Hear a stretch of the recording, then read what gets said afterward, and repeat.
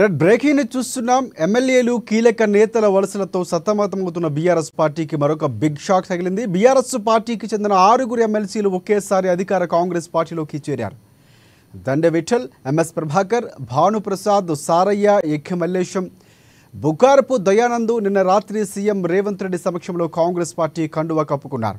CM Revanth Reddy నివాసంలో ఎమ్మెల్సీలు Congress party తీర్థం పుచ్చుకున్నారు. ఏసీసీ ఇన్ఛార్జ్ దీపాదాసు మున్షి, మంత్రి పొంగులేటి శ్రీనివాసరెడ్డి తదితరులు ఈ కార్యక్రమంలో పాల్గొన్నారు.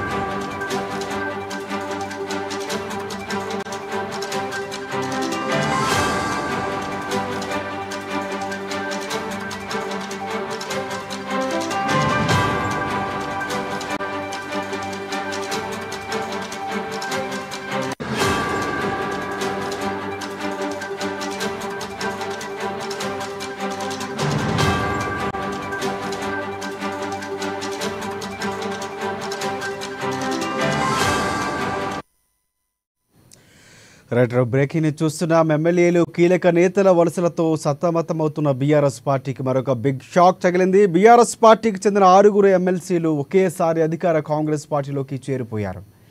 ఇక దండె విఠల్, ఎంఎస్ ప్రభాకర్, భానుప్రసాద్, సారయ్య, ఎఖ్య మల్లేశం, బుగ్గారపు దయానంద్ నిన్న రాత్రి సీఎం రేవంత్ రెడ్డి సమక్షంలో కాంగ్రెస్ పార్టీ కండువా కప్పుకున్నారు. సీఎం రేవంత్ రెడ్డి నివాసంలో ఎమ్మెల్సీలు కాంగ్రెస్ పార్టీ తీర్థం పుచ్చుకున్నారు. ఏసీసీ ఇన్ఛార్జ్ దీపాదాస్ మున్షి, మంత్రి పొంగులేటి శ్రీనివాసరెడ్డి తదితరులు ఈ కార్యక్రమంలో పాల్గొన్నారు. ఇదే అంశానికి సంబంధించి పూర్తి అప్డేట్స్ అందించేందుకు మా ప్రతినిధి రాంబాబు మనకి ఫోన్ లైన్లో సిద్ధంగా ఉన్నారు. సో రాంబాబు, చెప్పండి, చాలా బిగ్ షాక్ అని చెప్పుకోవచ్చు బీఆర్ఎస్ పార్టీకి. దీనికి సంబంధించి పూర్తి అప్డేట్స్ ఏంటి?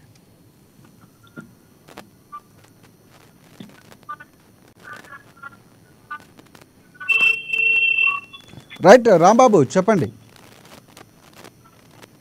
ఎస్ రాజశేఖర్, బీఆర్ఎస్ పార్టీకి అయితే బిగ్ షాక్ తగిలిద్దని చెప్పుకోవాలి. ఎందుకంటే ఇటు ఇప్పటికే ఎమ్మెల్యేలందరూ కూడా కాంగ్రెస్ పార్టీకి చేరుతుండటంతో ఇటు మరొక వైపు ఎమ్మెల్సీలు కూడా కాంగ్రెస్ పార్టీలోకి ఇటు తిరుగట్టారు. వరుసగా నేతలు ఒకరు ఇటు ఎమ్మెల్యే ఎన్నికల నుండి మొదలు పెట్టుకుంటే ఇటు పార్లమెంట్ ఎన్నికల వరకు, శాసనసభ ఎన్నికల నుండి ఇటు పార్లమెంట్ ఎన్నికల వరకు కూడా భారీ స్థాయిలో కాంగ్రెస్ పార్టీలోకి చేరిపోతా ఉన్నారు. ఇటు ఒక్కొక్కరుగా అధికారం కాంగ్రెస్ పార్టీ హస్తగతం చేసుకున్న తర్వాత ఒక్కొక్కరుగా ఎమ్మెల్యేలు ఎమ్మెల్సీలందరూ కూడా ఇటు కాంగ్రెస్ పార్టీలో జాయిన్ అయిపోతున్నారు. తాజాగా రాత్రి ఇటు ఎమ్మెల్సీలు కూడా 6 కాంగ్రెస్ పార్టీలో జాయిన్ కావడం జరిగింది. 6 ఎమ్మెల్సీలు కూడా ఇటు బీఆర్ఎస్ సంబంధించినటువంటి దండె విఠల్, భానుప్రసాద్ రావు, ఎంఎస్ ప్రభాకర్, బొగ్గారపు దయానంద్, ఎగ్గ మల్లేశం, బసవరాజ సారయ్య వీళ్ళందరూ కూడా ఇటు కాంగ్రెస్ పార్టీలోకి చేరిపోవడంతో ఎమ్మెల్సీల సంఖ్య ఇప్పుడు కాంగ్రెస్ పార్టీకి 12గా మారింది. గతంలో ఉన్నటువంటి 6 సభ్యులు అంటే దాంట్లో కాంగ్రెస్ కి సంబంధించినటువంటి వాళ్ళు 4 మాత్రమే, రెండు ఎమ్మెల్సీలు ఇటు బీఆర్ఎస్ పార్టీ నుండి జాయిన్ అయినటువంటి అంటే కూచుకుల్ల దామోదర్ రెడ్డి, అదేవిధంగా ఇటు మాజీ మంత్రి పట్నం మహేందర్ రెడ్డి ఇద్దరు ఇంతకు ఉన్నటువంటి కాంగ్రెస్ పార్టీకి 4 సభ్యులు ఉంటే మొత్తం 6 ఉండగా ఇప్పుడు అదనంగా 6 కాంగ్రెస్ పార్టీలో జాయిన్ కావడంతో కాంగ్రెస్ పార్టీకి మొత్తం 12 మంది సభ్యులయ్యారు. ఇప్పటికీ ఇటు ఉన్నటువంటి దాంట్లో 2 ఖాళీలు ఉన్నాయి. ఈ ఖాళీలను కూడా గవర్నర్ కోటాలో ఎమ్మెల్సీలో భర్తీ చేసేందుకైతే కసరత్తు ప్రారంభించారు. ఇప్పటికే ఇటు గవర్నర్ తో కలిసి ఈ ఎమ్మెల్సీలకు సంబంధించినటువంటి అంశం మాట్లాడినటువంటి పరిస్థితి ఉన్నది. వాళ్ళిద్దరిని కూడా భర్తీ చేస్తే అవి కూడా కాంగ్రెస్ పార్టీకి కూడా దక్కేటువంటి అవకాశం ఉంది. కాబట్టి ఈ 12+2 మొత్తం 14 మంది సభ్యులు ఇటు శాసన మండలిలో ఉండేటువంటి అవకాశం ఉంది. కాబట్టి మరికొంతమంది ఎమ్మెల్సీలను కూడా కాంగ్రెస్ పార్టీలోకి జాయిన్ చేసుకోవాలని చెప్పేసి కాంగ్రెస్ పార్టీ అధినాయకత్వం భావిస్తా ఉన్నది. ఇటు శాసనసభ ఎన్నికలకు ముందే ఈ యొక్క శాసన మండలిని కాంగ్రెస్ పార్టీలో విలీనం చేసుకోవాలని చెప్పేసి బీఆర్ఎస్ కు సంబంధించినటువంటి శాసన మండలి పక్షాన్ని కాంగ్రెస్ పార్టీలో విలీనం చేసుకోవాలని చెప్పేసి కాంగ్రెస్ పార్టీ భావిస్తా ఉన్నది. ఈ నేపథ్యంలో ముఖ్యమంత్రి రేవంత్ రెడ్డి సమక్షంలో 6 అర్ధరాత్రి కాంగ్రెస్ పార్టీలో జాయిన్ కావడం జరిగింది. ఇటు రాత్రి 1 తర్వాత ఈ కాంగ్రెస్ పార్టీలో సుమారుగా 1:20 సమయంలో కాంగ్రెస్ పార్టీలో వీళ్ళు జాయిన్ కావడం జరిగింది. రేవంత్ రెడ్డి నిన్న ఢిల్లీ పర్యటనలో ఉన్నటువంటి నేపథ్యంలో నిన్న ఢిల్లీ నుండి రాత్రి శంషాబాద్ ఎయిర్పోర్ట్ కు చేరుకొని ఇంటికి రాగానే ఇటు ఏఐసిసి ఇటు తెలంగాణ కాంగ్రెస్ వ్యవహారాల ఇన్ఛార్జ్ దీపాదాస్ మున్సి, అదేవిధంగా ముఖ్యమంత్రి పిసిసి అధ్యక్షుడైనటువంటి రేవంత్ రెడ్డి సమక్షంలో ఇటు కాంగ్రెస్ పార్టీలో జాయిన్ కావడం జరిగింది. ఇటు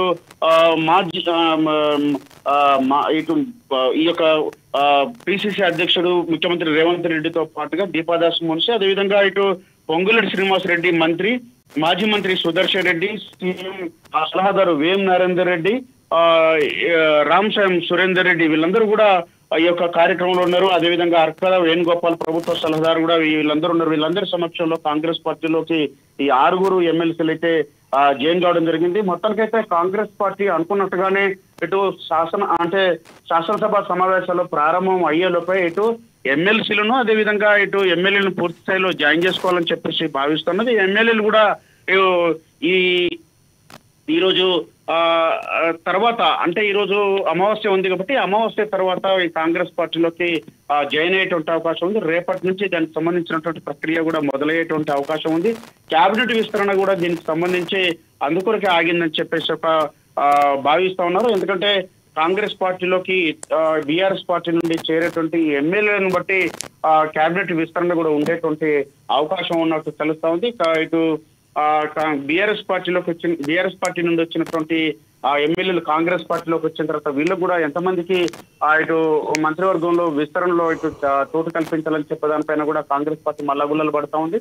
మరొకవైపు ఇప్పటికే అధిష్టానంతో ఇటు పిసిసి అధ్యక్షునికి సంబంధించినటువంటి అంశం, అదేవిధంగా కేబినెట్ విస్తరణకు సంబంధించినటువంటి అంశం పైన ముఖ్యమంత్రి రేవంత్ రెడ్డి ఇటు ఏఐసిసి పెద్దలతో కలిసి మాట్లాడినటువంటి పరిస్థితి. దానిపైన కూడా వచ్చే వారం మరొకసారి కూడా భేటీ అయ్యేటువంటి అవకాశం ఉంది. ఈ యొక్క పిసిసి అధ్యక్షునికి సంబంధించినటువంటి అంశం కానీ లేకపోతే కేబినెట్ విస్తరణకు సంబంధించినటువంటి అంశం పైన ఏకాభిప్రాయం రాకపోవడంతో మరొకసారి కూడా భేటీ కావాలని చెప్పేసి అయితే భావిస్తా ఉన్నారు.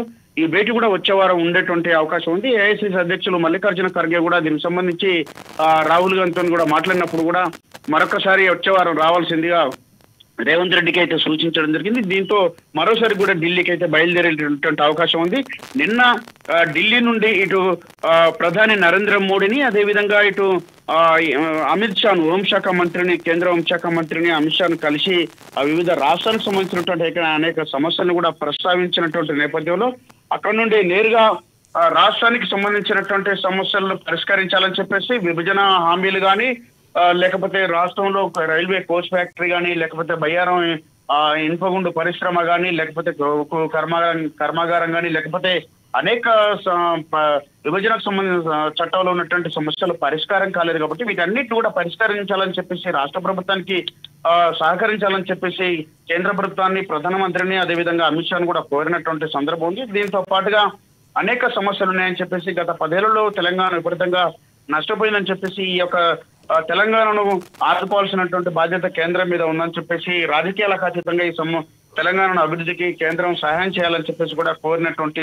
సందర్భంలోనే సాయంత్రం వరకు ఢిల్లీలో ఉన్నటువంటి ముఖ్యమంత్రి రేవంత్ రెడ్డి 10:30 పక్క నుంచి బయలుదేరి ఇక్కడ శంషాబాద్ ఎయిర్పోర్ట్ కు వచ్చిన తర్వాత నేరుగా ఇంటికి రాగానే 6 ఎమ్మెల్సీలు అక్కడే ఉండి జాయిన్ కావడం జరిగింది.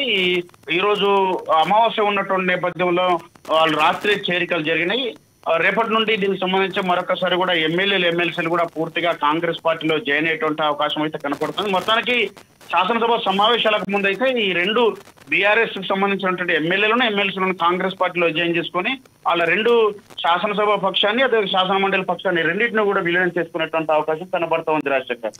రైట్ రామా, ఒకటి ప్రధానంగా అంటే ఒకేసారి 6 ఎమ్మెల్సీలు కాంగ్రెస్ పార్టీలో జాయిన్ అవ్వడం అంటే బీఆర్ఎస్ పార్టీకి సంబంధించి ఇప్పటికే పూర్తిగా ఇబ్బందులు ఉన్నటువంటి పరిస్థితి, షాకుల మీద షాకులు తగులుతున్నాయి. కానీ ఎమ్మెల్సీలు ఒకేసారి జాయిన్ అవ్వడానికి అర్ధరాత్రి ఆ సమయంలో జాయిన్ అవ్వడానికి ప్రధానంగా రీజన్స్ ఏంటంటే కారణాలు ఏమైనా తెలుస్తున్నాయి? అయితే ఎందుకు పార్టీ మారుతున్నారు వాళ్ళు అనేది ఏమైనా మనకి సమాచారం ఉందా? రాజశేఖర్, గతంలో కూడా బసవరాజ్ సారే లాంటి నేతలు కూడా ఇటు కాంగ్రెస్ పార్టీకి సంబంధించినటువంటి వాళ్ళే. గతంలో వాళ్ళు కాంగ్రెస్ పార్టీలో ఉన్నటువంటి వాళ్ళు కూడా ఇటు బీఆర్ఎస్ పార్టీలో గతంలో చేరినటువంటి పరిస్థితి ఉన్నది. వాళ్ళు కూడా కాంగ్రెస్ పార్టీ అధికారంలోకి రావడంతో అదేవిధంగా ఇటు పూర్తి స్థాయి మెజారిటీ కాంగ్రెస్ పార్టీకి ఉంది కాబట్టి దాంతో పాటుగా గతంలో అనేక సందర్భాల్లో కూడా ఇటు బీఆర్ఎస్ కు సంబంధించినటువంటి నేతలు కానీ బీజేపీకి సంబంధించినటువంటి నేతలు కానీ ప్రభుత్వాన్ని అస్థిరపరిచేటువంటి వ్యాఖ్యలు చేశారని చెప్పేసి కాంగ్రెస్ భావిస్తా ఉన్నది. ఆ రకమైనటువంటి ఆరోపణలు కూడా చేస్తా ఉంది. గతంలో అనేక సార్లు మీడియా సమావేశాలు పెట్టినటువంటి ఇటు కేసీఆర్ కానీ లేకపోతే హరీష్ కానీ లేకపోతే కేటీఆర్ కానీ బీజేపీకి సంబంధించినటువంటి డాక్టర్ కె లక్ష్మణ్ కానీ ఇతర నేతలు కానీ కిషన్ రెడ్డి లాంటి నేతలు కానీ ఈ యొక్క కాంగ్రెస్ సర్కారు ఎన్నోలో ఉండదని చెప్పేసి 3 నెలలు 6 నెలలు 8 నెలలు అని చెప్పేసి ఇట్లా డెడ్ లైన్లు పెట్టుకుంటూ వస్తున్నటువంటి పరిస్థితి ఉన్నదని చెప్పి దీనిపైన ఇటు అభద్రతా భావానికి ఇటు ఎమ్మెల్యేలు కూడా ఎవరు కూడా గురి కావాల్సినటువంటి పని లేదని చెప్పేసి మెజారిటీ స్పష్టమైనటువంటి మెజారిటీ ఉంది. 64 ఉంటే ఇప్పుడు 65 సభ్యులు ఉన్నారు. వారితో పాటుగా ఇటు సిపిఐ సభ్యుడు 66 మంది సభ్యులు కూడా వాళ్ళకు కాంగ్రెస్ పార్టీకి ఉన్నారు. దాంతో పాటుగా ఎంఐఎం కూడా 7 వాళ్ళకు మద్దతు ఇస్తా ఉన్నారు. కాబట్టి ఎక్కడ కూడా ప్రభుత్వానికి ఎలాంటి డోకా లేకున్నా కానీ ఇలాంటి వ్యాఖ్యలు చేయడంతో కాంగ్రెస్ పార్టీ ముందస్తు చర్యల్లో భాగంగా ఈ యొక్క ఎమ్మెల్సీలను జాయిన్ చేసుకొని, ఎందుకంటే ఏదైనా బిల్ పాస్ చేయాలన్నా లేకపోతే చర్చ చేయాలన్నా కానీ శాసన మండలిలో కూడా దాని మీద చర్చించాల్సినటువంటి అవసరం ఉంది. కాబట్టి శాసన మండలిలో వాళ్ళకు సంఖ్యాబలం లేదు కాబట్టి